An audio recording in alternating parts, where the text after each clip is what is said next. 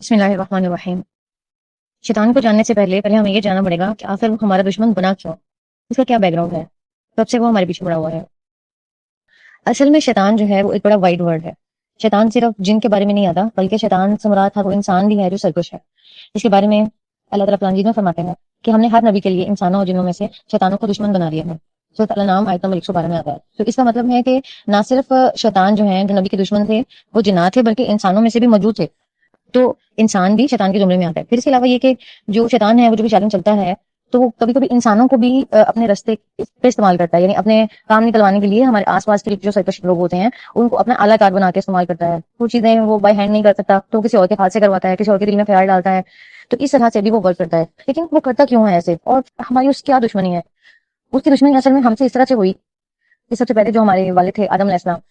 اللہ تعالیٰ نے جب ان کو پیدا کیا، اپنے ہاتھ سے مٹی سے پیدا کیا اور انسان کو اشرف المخلوقات بنانے کے لیے، فضیلت دینے کے لیے سب فرشتوں کو بولا کہ سجدہ کریں۔ اب یہ جو شیطان تھا جس کا نام ابلیس تھا، یہ کافی عبادات کی وجہ سے فرشتوں کے اندر اٹھتا بیٹھتا تھا۔ تو جب اس نے اللہ تعالیٰ کا حکم سنا تو چاہیے تو یہ تھا کہ جس طرح فرشتوں نے حکم مانا تھا یہ بھی اطاعت گزار ہوتا۔ جب آپ اللہ تعالیٰ کی کھا رہے ہیں، اللہ تعالیٰ کی عبادت کر رہے ہیں، تو چاہیے تو یہی نا کہ اللہ تعالیٰ کی ہر حکم کو مانا جائے۔ لیکن کیونکہ اس کے پاس بھی جنات کے پاس بھی آزادی موجود ہے، ہم انسانوں کے پاس بھی آزادی موجود ہے، چوائس موجود ہے، اس چوائس کو استعمال کرتے ہوئے اس نے انکار کر دی،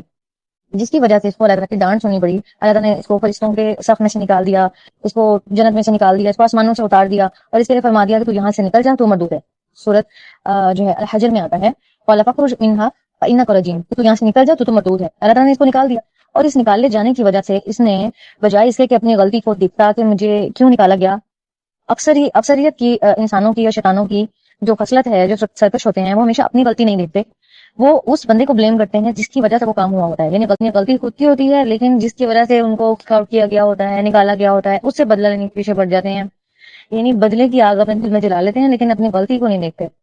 تو یہ شیطانی رویہ ہے سب سے پہلے، اور یہ اگر کسی انسان میں آتا ہے، آدم کی اولاد میں ہم میں آتا ہے، تو ہمیں تھوڑا سا دیکھنا چاہیے کہ ہم شیطان کی اولاد ہیں یا آدم کی اولاد ہیں، ہم کس کا طریقہ اختیار کر رہے ہیں۔ تو ہمیں اس سرکشی کی طرف نہیں جانا۔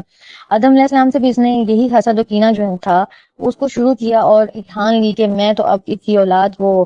اور اس کو اور سب کو جو ہے نا وہ جنت سے نکالوں گا، اور آدم علیہ السلام کے ساتھ اس نے ایسا کیا بھی، ان کو وگلایا اور ان کو اللہ تعالیٰ کی ایک نافرمانی کے کام کی طرف لے گیا۔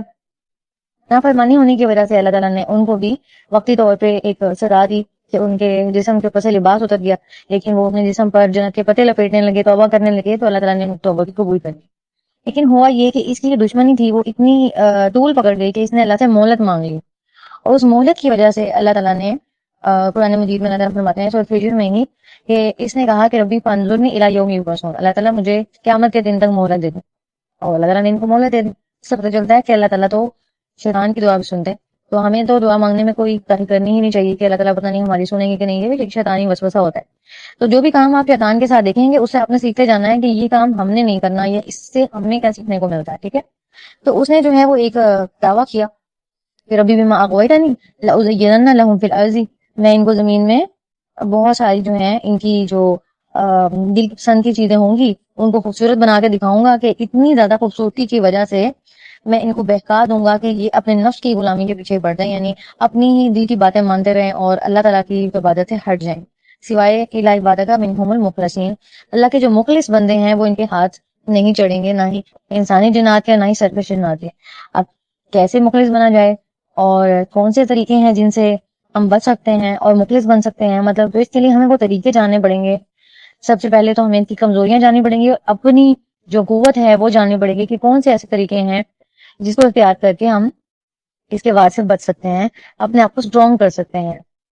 جانیں گے اگلی ویڈیو میں۔